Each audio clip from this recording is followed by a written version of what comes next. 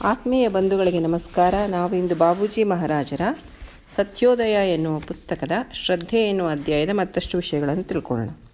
ಸ್ಥೂಲವಾದ ಭೌತಿಕ ರೂಪಗಳ ಮೂರ್ತಿ ಪೂಜೆಯು ಆಕಾರ, ಸಂಕೇತ ಹಾಗೂ ವಿಧಿಗಳ ಉಗ್ರವಾದ ಅವಲಂಬನವು ನಿಜವಾದ ಶ್ರದ್ಧೆಯನ್ನು ಹುಟ್ಟಿಸುವುದಿಲ್ಲ. ಅದನ್ನು ಅನುಸರಿಸುವವರ ಹೃದಯದಲ್ಲಿ ದುರಾಗ್ರಹವನ್ನು ಹುಟ್ಟಿಸುವ ಕೇವಲ ಭೌತಿಕತೆಯು ಬೆಳೆಯುವುದೇ ಹೊರತು ನಿಜವಾದ ಶ್ರದ್ಧೆಯು ಬೆಳೆಯುವುದಿಲ್ಲ. ಅವರಿಗೆ ಒತ್ತಾಯಪಡಿಸಿದುದರಲ್ಲಿ ಸ್ವಂತದ ವಿವೇಚನೆ ನಿರ್ಣಯಗಳನ್ನು ಕೈಗೊಳ್ಳದೆ ಕುರುಡು ನಂಬಿಕೆಯನ್ನಿಡುವರು ಮತ್ತು ಎರಡನೆಯ ದಾರಿಯ ಬಗ್ಗೆ ಸ್ವಲ್ಪಾದರೂ ಯೋಚನೆ ಮಾಡಲು ಇಷ್ಟಪಡುವುದಿಲ್ಲ. ಸತ್ಯದ ಸಮೀಪಕ್ಕೆ ನೇರವಾಗಿ ಒಯ್ಯುವ ಹಲವು ಅನ್ಯ ಸಾಧನಗಳ ಪ್ರಭಾವವನ್ನು ಜನರು ಒಪ್ಪಿಕೊಂಡರೂ ಅವರು ಅವುಗಳನ್ನು ಅನುಸರಿಸಲು ಸಿದ್ಧರಿರುವುದಿಲ್ಲ ಎನ್ನುವುದು ನನಗೆ ಕಂಡುಬಂದಿದೆ. ಇದಕ್ಕೆ ಕಾರಣ ಏನೆಂದರೆ ಅವರೇ ಹೇಳುವಂತೆ ತಾವು ಮೊದಲೇ ಸ್ವೀಕರಿಸಿದ ಮಾರ್ಗವನ್ನು ಬಿಟ್ಟುಕೊಡಲು ಅವರಿಗೆ ಸಾಧ್ಯವಾಗುವುದಿಲ್ಲ.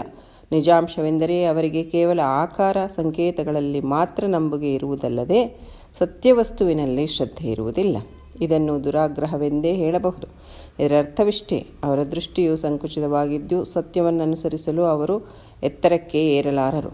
ಅವರ ಪ್ರಗತಿಯು ಮುಗಿದಂತಾಗಿ ಕೊನೆಯವರೆಗೂ ಅವರು ಅದೇ ಪರಿಮಿತವಾದ ವಲಯದಲ್ಲಿಯೇ ಉಳಿಯುವರು. ಈ ರೀತಿ ನಾವು ಮೇಲೇರುವುದನ್ನು ಯಾವುದು ತಡೆಗಟ್ಟುವುದೋ ಅದನ್ನು ಶ್ರದ್ಧೆ ಎನ್ನಲಾಗುವುದಿಲ್ಲ. ಆದುದರಿಂದ ಪ್ರತಿಯೊಬ್ಬನೂ ಕೇವಲ ಸತ್ಯದ ಕಡೆಗೆ ಶ್ರದ್ಧೆಯಿಂದ ಲಕ್ಷ್ಯವನ್ನಿಟ್ಟು ಆತ್ಮಸಾಕ್ಷಾತ್ಕಾರಕ್ಕೆ ಸಹಾಯಕವಾಗುವ ಮಾರ್ಗವನ್ನು ಅನುಸರಿಸುವುದು ಅಗತ್ಯವಾಗಿದೆ. ಮುಂದೆ ನಾವು ಸೃಷ್ಟಿಯ ಆರಂಭದಲ್ಲಿ ಯಾವ ಶುದ್ಧ ರೂಪದಲ್ಲಿದ್ದೆವೋ ಆ ಕೊನೆಯ ಬಿಂದುವಿನ ಕಡೆಗೆ ಸಾಗುವೆವು. ಅದಕ್ಕಾಗಿ ನಾವು ನಮ್ಮ ಸಂಸ್ಕಾರಗಳ ಮಾಯೆ ಮತ್ತು ಅಹಂಕಾರಗಳ ರೂಪದಲ್ಲಿದ್ದ ಆಸ್ತಿಯನ್ನೆಲ್ಲ ತ್ಯಜಿಸಿ ಹೆಜ್ಜೆ ಹೆಜ್ಜೆಗೂ ಹಗುರವಾಗುತ್ತಾ ಹೋಗಬೇಕಾಗುವುದು.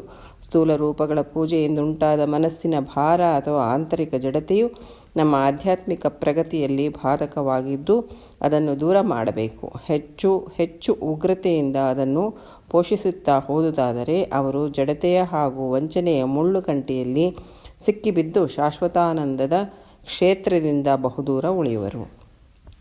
ಬಾಬೂಜಿ ಮಹಾರಾಜರಲ್ಲಿ ಏನು ಹೇಳ್ತಾ ಇದ್ದಾರೆ ಅಂದರೆ, ಸ್ಥೂಲವಾಗಿರುವಂತಹ ಭೌತಿಕ ರೂಪಗಳ ಮೂರ್ತಿ ಪೂಜೆ, ಆಕಾರ ಸಂಕೇತ ಹಾಗೂ ವಿಧಿಗಳ ಉಗ್ರವಾದ ಅವಲಂಬನೆಯಿಂದೆಲ್ಲ ಅದು ನಿಜವಾದಂತಹ ಶ್ರದ್ಧೆಯನ್ನು ಹುಟ್ಟಿಸುವುದಿಲ್ಲ. ಅದನ್ನು ಅನುಸರಿಸುವಂಥವ್ರ ಹೃದಯದೊಳಗೆ ದುರಾಗ್ರಹವನ್ನು ಹುಟ್ಟಿಸುವ ಕೇವಲ ಒಂದು ಭೌತಿಕತೆಯ ಒಂದು ಸ್ಥಿತಿ ಬೆಳೀತದೆ ಹೊರತು ನಿಜವಾಗಲೂ ಶ್ರದ್ಧೆ ಬೆಳೆಯೋದಿಲ್ಲ.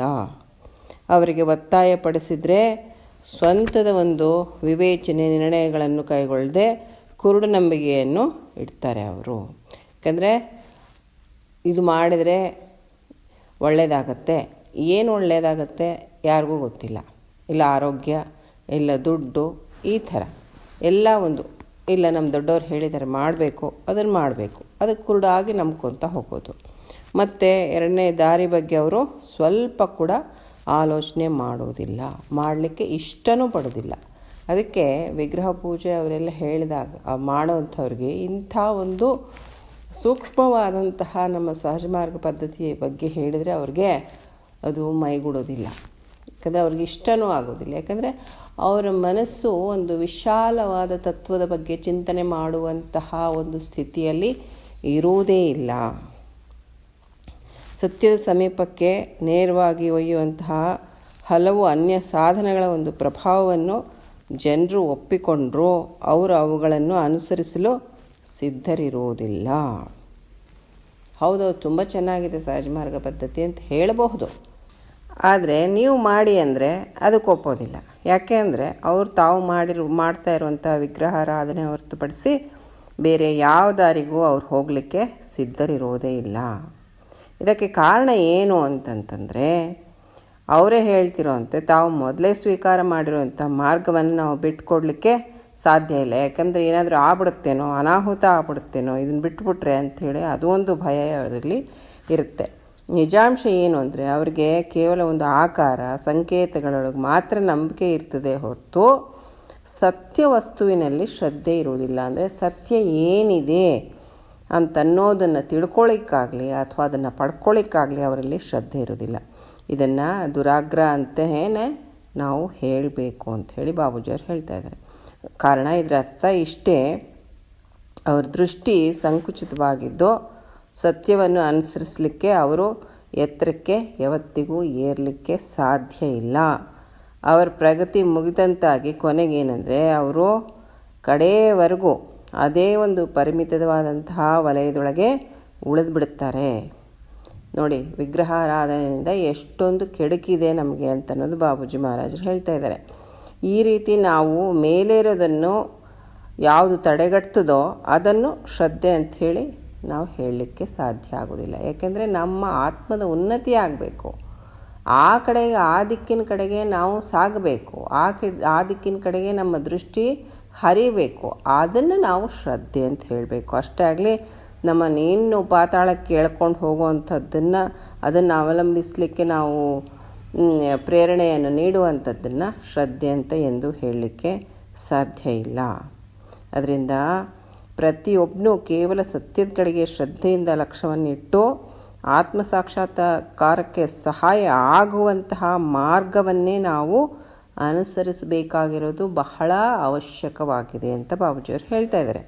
ಮುಂದೆ ನಾವು ಸೃಷ್ಟಿಯ ಒಂದು ಆರಂಭದಲ್ಲಿ ಯಾವ ಶುದ್ಧ ರೂಪದಲ್ಲಿ ಇದ್ವೋ ಆ ಕೊನೆಯ ಬಿಂದುವಿನ ಕಡೆಗೆ ನಾವು ಸಾಗ್ತಾ ಹೋಗ್ತೇವೆ. ಅದಕ್ಕಾಗಿ ನಾವು ನಮ್ಮ ಸಂಸ್ಕಾರಗಳ ಮಾಯೆ ಮತ್ತು ಅಹಂಕಾರಗಳ ರೂಪದಲ್ಲಿರುವಂತಹ ಆಸ್ತಿಯನ್ನೆಲ್ಲ ತ್ಯಜಿಸಿ ಹೆಜ್ಜೆ ಹೆಜ್ಜೆಗೂ ನಾವು ಹಗುರ ಆಗ್ತಾ ಹೋಗ್ತೇವೆ. ಅಂದರೆ ಸರಿಯಾದಂತಹ ಮಾರ್ಗವನ್ನು ನಾವು ಅವಲಂಬಿಸಿದರೆ ನಮ್ಮ ಸಂಸ್ಕಾರಗಳು ಸ್ಥೂಲತೆ ಎಲ್ಲ ಕಳಚಿ ಹೋಗಿ ನಾವು ಸೂಕ್ಷ್ಮ ಆಗಿ ಆ ಮೂಲವಾಗಿ ನಾವು ಯಾವ ಒಂದು ಸ್ಥಿತಿಯಲ್ಲಿ ಇದ್ವೋ ಆ ಸ್ಥಿತಿ ಕಡೆಗೆ ನಮ್ಮನ್ನು ಅದು ಕರ್ಕೊಂಡು ಹೋಗ್ತಾ ಹೋಗುತ್ತೆ ಅಂಥೇಳಿ ಬಾಬೂಜಿಯವರು ಹೇಳ್ತಾ ಇದ್ದಾರೆ. ಸ್ಥೂಲ ರೂಪಗಳ ಒಂದು ಪೂಜೆಯಿಂದ ಉಂಟಾಗಿರುವಂತಹ ಮನಸ್ಸಿನ ಭಾರ ಅಥವಾ ಆಂತರಿಕ ಜಡತೆ ಏನಿದೆಯಲ್ಲ ನಮ್ಮ ಆಧ್ಯಾತ್ಮಿಕ ಪ್ರಗತಿ ಒಳಗೆ ಬಾಧಕ ಆಗ್ತದೆ. ಕಡೆಯಿಂದ ಅದನ್ನು ನಾವು ದೂರ ಮಾಡಬೇಕಾಗಿದೆ. ಹೆಚ್ಚು ಹೆಚ್ಚು ಉಗ್ರತೆಯಿಂದ ಅದನ್ನು ನಾವು ಪೋಷಿಸ್ತಾ ಹೋದರೆ ಏನಾಗುತ್ತೆ, ಅಂಥ ಜನರು ಜಡತೆ ಮತ್ತು ವಂಚನೆ ಮುಳ್ಳು ಕಂಟಿಯೊಳಗೆ ಸಿಕ್ಕಿಬಿದ್ದು ಶಾಶ್ವತವಾದಂತಹ ಆನಂದದ ಕ್ಷೇತ್ರದಿಂದ ಬಹಳ ದೂರ ಉಳಿತಾರೆ ಅಂಥೇಳಿ ಬಾಬೂಜಿ ಮಹಾರಾಜರು ಹೇಳ್ತಾ ಇದ್ದಾರೆ. ಕಾರಣ ಮಿತ್ರರೇ, ನಾವು ಮಾಡುವಂತಹ ಯಾವ ಒಂದು ಪೂಜೆ, ಅಂದರೆ ನಾವೀಗ ಧ್ಯಾನವನ್ನು ನಾವು ಪೂಜೆ ಅಂತ ಕರಿತೇವೆ. ಯಾವುದೇ ಆಗಲಿ ಒಂದು ಮಾರ್ಗ ಸಾಧನೆ ಏನಿದೆಯಲ್ಲ ಅದು ನಮ್ಮನ್ನು ಸೂಕ್ಷ್ಮವಾಗಿ ಮಾಡ್ತಾ ಹೋಗಬೇಕು. ನಮ್ಮಲ್ಲಿರುವಂಥ ಸ್ಥೂಲತೆಯನ್ನು ಕಳಚಿ ಹಾಕಿ ನಮ್ಮ ನಿಜವಾದಂತಹ ಆ ಸತ್ಯದ ಕಡೆಗೆ ನಮ್ಮನ್ನು ಕರೆದೊಯ್ಯಬೇಕು. ಅದನ್ನು ಬಾಬೂಜಿ ಮಹಾರಾಜರು ಹೇಳ್ತಾ ಇದ್ದಾರೆ. ಅದು ಬಿಟ್ಟು ಬೇರೆ ಎಲ್ಲ ಮಾಡ್ಕೊತ ಹೋದರೆ ನಾವು ಮುಳ್ಬೇಲಿಯಲ್ಲಿ ಸಿಕ್ಕಾಕೊಂಡ್ಬಿಟ್ಟಂಗೆ ಲೆಕ್ಕ. ಅದರಿಂದ ಬಹಳ ಜೋಪಾನವಾಗಿ ನಾವು ಆಧ್ಯಾತ್ಮದ ಪ್ರಗತಿಯನ್ನು ಸಾಧಿಸಲಿಕ್ಕೆ ಹಾದಿಯಲ್ಲಿ ಕಾಲಿಟ್ಟಿದ್ದೇವೆ ನಿಜ. ಆದರೆ ಒಂದು ಕಾಲು ಇಲ್ಲಿಟ್ಟು ಇನ್ನೊಂದು 4 ಕಾಲು ಬೇರೆ ಕಡೆಗೆ ಇಡುವಂಥ ಸಂಭವನೂ ಇದೆ. ಅಂಥವರೆಲ್ಲರೂ ಎಚ್ಚೆತ್ಕೋಬೇಕಾಗಿದೆ. ಸೂಕ್ಷ್ಮವಾದಂತಹ ಈ ಪದ್ಧತಿಯನ್ನು ಅನುಸರಿಸ್ತಾ ಅಸತ್ಯ ವಸ್ತುವನ್ನು ಪಡೆಯುವಂಥದ್ದು ಬಹಳ ಅವಶ್ಯಕವಾಗಿದೆ ಅಂಥೇಳಿ ಈ ಸತ್ಸಂಗದಲ್ಲಿ ನಾವು ತಿಳ್ಕೊಂಡಿದ್ದೇವೆ. ಮತ್ತಷ್ಟು ವಿಷಯಗಳನ್ನು ಬರೋ ಸತ್ಸಂಗದಲ್ಲಿ ತಿಳ್ಕೊಳ್ಳೋಣ. ಅಲ್ಲಿವರೆಗೂ ನಮಸ್ಕಾರ.